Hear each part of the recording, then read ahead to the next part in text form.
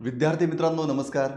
Ignite अकॅडमीच्या YouTube चॅनलवर मी सागर हांगे आपणा सर्वांचं मनपूर्वक स्वागत करतो. विद्यार्थी मित्रांनो 2023 हे परीक्षांचं वर्ष आहे. वेगवेगळ्या विभागामध्ये भरती प्रक्रिया राबवली जात आहे. विद्यार्थी मित्रांनो 2च दिवसापूर्वी WRD अर्थात जलसंपदा विभागाच्या वतीने जाहिरात प्रकाशित करण्यात आलेली आहे आणि या जाहिरातीमध्ये तब्बल 4497 पदांसाठी पदभरती होत आहे. वेगवेगळ्या 14 संवर्गासाठी ही पदभरती होत आहे. त्यामधीलच एक महत्त्वाचं पद म्हणजे सहाय्यक भांडारपाल. विद्यार्थी मित्रांनो आपण जर इयत्ता 10वी उत्तीर्ण असाल तर आपल्यासाठी सुद्धा सरकारी नोकरीची सुवर्ण संधी आहे. आज आपण ह्या पदाबद्दल पूर्णपणे माहिती जाणून घेणार आहोत. बघा आजच्या या व्हिडिओमध्ये प्रामुख्याने आपण परीक्षा पद्धती व अभ्यासक्रम आणि त्या अनुषंगाने इतर घटक जाणून घेणार आहोत. विद्यार्थी मित्रांनो ही जी जाहिरात आहे बघा, महाराष्ट्र शासन जलसंपदा विभाग गट ब अराजपत्रित व गट क सरळ सेवा भरती 2023. बघा विद्यार्थी मित्रांनो याच्यामध्ये म्हटलंय की 14 संवर्गामधील 4497 पदांसाठी ही पदभरती राबवली जात आहे आणि आज आपण माहिती घेतोय सहाय्यक भांडारपाल या पदाबद्दल. सहाय्यक भांडारपालचे विद्यार्थी मित्रांनो आपण सुरुवातीला जाणून घेतलं की 138 पद आहेत आणि आता हे जे 38 पद आहेत हे 7 वेगवेगळ्या परिमंडळामध्ये आहेत. मग आपण जाणून घेऊया कोणत्या परिमंडळामध्ये किती जागा आहेत. बघा आता जर आपण अमरावती परिमंडळाचा विचार केला तर अमरावती परिमंडळामध्ये 9 जागा आहेत. छत्रपती संभाजीनगर परिमंडळामध्ये 35 जागा आहेत. सातारा परिमंडळामध्ये 22 जागा आहेत. नागपूर परिमंडळामध्ये 22 जागा आहेत. नाशिक परिमंडळामध्ये 13 जागा आहेत आणि पुणे परिमंडळामध्ये 19 जागा आहेत आणि पुन्हा ठाणे परिमंडळामध्ये 18 जागा आहेत. अशा एकूण 138 जागा या सहाय्यक भांडारपालच्या आहेत. आणि सहाय्यक भांडारपालला जो पगार आहे तो किती मिळेल, त्याची वेतन श्रेणी काय आहे तर लक्षात घ्या. यस6 मध्ये 19,900 ते 63,200 अधिक महागाई भत्ता व इतर नियमाप्रमाणे देय असलेले भत्ते हे सगळं मिळून साधारणतः एक आपण असं म्हणूया की सुरुवातीलाच तुम्हाला एक 30 ते 40 हजाराची नोकरी ही आपल्याला पेमेंट जो आहे तो तुमचा सुरू होतो. आता विद्यार्थी मित्रांनो नेमक्या कोणत्या परिमंडळामध्ये कुठले कुठले जिल्हे येतात हे पण थोडक्यात जाणून घेऊया. आता अमरावती परिमंडळ म्हटलं तर बुलढाणा, अकोला, अमरावती, वाशिम, यवतमाळ या जिल्ह्यातील पदांचा समावेश यामध्ये होतो. त्याच पद्धतीने छत्रपती संभाजीनगर परिमंडळामध्ये छत्रपती संभाजीनगर, जालना, नांदेड, लातूर, धाराशिव, बीड, हिंगोली, परभणी या जिल्ह्यातील पदांचा समावेश होतो. नागपूर परिमंडळामध्ये नागपूर, वर्धा, भंडारा, चंद्रपूर, गोंदिया, गडचिरोली या जिल्ह्यातील पदांचा समावेश होतो. आणि नाशिक परिमंडळामध्ये नाशिक, धुळे, जळगाव, नंदुरबार या जिल्ह्यातील पदांचा समावेश होतो. पुणे परिमंडळामध्ये पुणे, सोलापूर व अहमदनगर या जिल्ह्यातील पदांचा समावेश होतो. सातारा परिमंडळामध्ये सातारा, सांगली, कोल्हापूर या जिल्ह्यातील पदांचा समावेश होतो. आणि विद्यार्थी मित्रांनो ठाणे परिमंडळामध्ये मुंबई, ठाणे, पालघर, रायगड, रत्नागिरी व सिंधुदुर्ग या जिल्ह्यातील पदांचा समावेश होतो. विद्यार्थी मित्रांनो शैक्षणिक पात्रता काय आहे मग या सहाय्यक भांडारपालसाठी, तर शैक्षणिक पात्रता मी सुरुवातीला सांगितलं की इयत्ता 10वी उत्तीर्ण असणं गरजेचं आहे. आणि त्याबरोबरच विद्यार्थी मित्रांनो टंकलेखन शासकीय व्यावसायिक प्रमाणपत्र परीक्षा 30 शब्द प्रति मिनिट मराठी किंवा 40 शब्द प्रति मिनिट इंग्रजी उत्तीर्ण असणं आवश्यक आहे. अर्थात टायपिंग लागणार आहे. 10वी उत्तीर्ण त्यासोबत टायपिंग, एकतर तुमच्याकडे मराठी 30 किंवा इंग्रजी 40 या दोनपैकी कुठलंही एक टायपिंगचं सर्टिफिकेट लागणार आहे. ठीक आहे, तर तुम्हाला हा फॉर्म भरता येईल.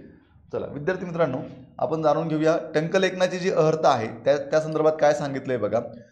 दप्तर कारकून, मोजणीदार, कालवा निरीक्षक व सहाय्यक भांडारपाल या पदासाठी टंकलेखन अर्हता लागू आहे. तरी उमेदवारांनी सदर शासकीय वाणिज्य परीक्षा मंडळाची विहित टंकलेखन अर्हता अर्ज स्वीकारण्यासाठी विहित अंतिम दिनांक येईपर्यंत त्यापूर्वी धारण करणे अनिवार्य आहे. म्हणजेच फॉर्म भरण्याची जी शेवटची तारीख आहे त्याच्या अगोदर तुम्ही टंकलेखन उत्तीर्ण असणं गरजेचं आहे. ठीक आहे, चला आता परीक्षेचं स्वरूप, नेमकी ही परीक्षा कशी होणार आहे लक्षात घ्या. ही सरळ सेवा आहे. एकच पेपर, एकच परीक्षा तुम्हाला द्यायची आहे. त्याच्यामध्ये चांगले मार्क तुम्ही जर प्राप्त केले तर डायरेक्ट तुमचं सिलेक्शन होतं. बघा मग आता ही जी परीक्षा आहे यामध्ये मराठी व्याकरण विचारलं जाईल 25 प्रश्न, इंग्रजी व्याकरण 25 प्रश्न, सामान्य ज्ञानचे 25 प्रश्न आणि बुद्धिमत्ता चाचणीचे 25 प्रश्न. म्हणजेच 100 प्रश्नांची ही परीक्षा आहे. एक प्रश्न 2 मार्कांसाठी आहे. 200 मार्कांची परीक्षा आणि पेपर सोडवायला तुम्हाला मिळणार 2 तास. ठीक आहे. आता अभ्यासक्रम व्यवस्थित समजून घ्या. नेमका अभ्यासक्रम कसा आहे. परीक्षा पद्धत समजली तुम्हाला. 100 प्रश्न 4 विभागामध्ये विभाजित करण्यात आलेले आहेत. मराठी, इंग्रजी, बुद्धिमत्ता आणि GS. ठीक आहे. 25 25 25 25 100 प्रश्न, एक प्रश्न 2 मार्काला. चला मग आता बघा, पुन्हा एकदा बघा. आता हे जे मराठी आहे तुमचं, या मराठीचे प्रश्न किती असणार आहेत? 25. गुण किती आहेत? 50. आणि दर्जा काठिण्य पातळी काय बघा, तर माध्यमिक शालांत परीक्षा म्हणजे इयत्ता 10वीचीच काठिण्य पातळी आहे. ठीक आहे. कारण पात्रताच 10वीच्या बेसवरतीच पद आहे त्यामुळे. आणि माध्यम प्रश्न असतील मराठीमध्ये. त्यानंतर इंग्रजीचा विचार केला तर 25 प्रश्न 50 मार्कांसाठी माध्यमिक शालांत परीक्षेचा दर्जा म्हणजेच 10वीचा दर्जा आहे. आणि प्रश्न असतील इंग्रजीमध्ये. त्या पद्धतीने सामान्य ज्ञान ज्याला आपण GS म्हणतो किंवा GK म्हणतो, त्याचे जे प्रश्न आहेत ते असतील 25 म्हणजेच 50 मार्कांसाठी आणि त्याचा पण दर्जा इयत्ता 10वीचा आहे. आणि बुद्धिमत्ता चाचणी 25 प्रश्न 50 मार्कांसाठी, त्याचा पण दर्जा 10वीचा आहे. आणि GS म्हणजे सामान्य अध्ययन आणि बुद्धिमत्ता चाचणी याचे जे प्रश्न आहेत हे आपल्याला दोन्ही भाषेमध्ये असतील, म्हणजे मराठीमध्ये पण असतील आणि इंग्रजीमध्ये पण असतील. ठीक आहे. चला, आणि पेपर सोडवायला तुम्हाला मिळणार आहे 2 तास. आणि परीक्षा जी आहे ती MCQ पॅटर्न आहे, म्हणजेच वस्तुनिष्ठ बहुपर्यायी स्वरूप त्याचं असणार आहे. एक प्रश्न 4 पर्याय, योग्य पर्याय आपल्याला फक्त टिक करायचा आहे. ऑनलाईन परीक्षा असणार आहे, लक्षात घ्या. चला मग आता हे समजल्यानंतर आपण जाणून घेऊया की नेमकं मराठीमध्ये काय विचारलं जाईल तुम्हाला. मराठी व्याकरणाची तयारी करताना कोणते घटक लक्षात घेणं गरजेचं आहे ते लक्षात घ्या. मराठीमध्ये सर्वसाधारण शब्दसंग्रह, वाक्यरचना, व्याकरण, म्हणी व वाक्यप्रचार, त्यांचा अर्थ व उपयोग व उतार्यावरील प्रश्न, साधारणतः मराठी व्याकरणामध्ये ह्या घटकांचा अभ्यास तुम्हाला करायचा आहे. इंग्रजीमध्ये general vocabulary, sentence structure, grammar, idioms and phrases and their meaning and uses and comprehension हे तुम्हाला करायचं आहे इंग्रजीमध्ये. आता GS सामान्य ज्ञानमध्ये आपल्याला काय करायचं आहे, कोणते कोणते विषय आणि त्यातले कोणते कोणते घटक वाचायचे ते पण समजून घ्या. बघा, सामान्य ज्ञानमध्ये आधुनिक भारताचा इतिहास म्हटलेला आहे, तो आपल्याला करायचा आहे व्यवस्थित.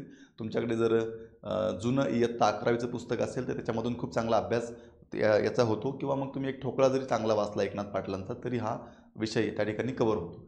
त्याच पद्धतीनं भारताचा व महाराष्ट्राचा भूगोल, भारतीय अर्थव्यवस्था, ग्राम प्रशासन, जिल्हा प्रशासन, राज्य प्रशासन, रचना, संघटन व कार्य, अर्थात राज्यघटनेच्या रिलेटेड हे सगळे टॉपिक आहेत.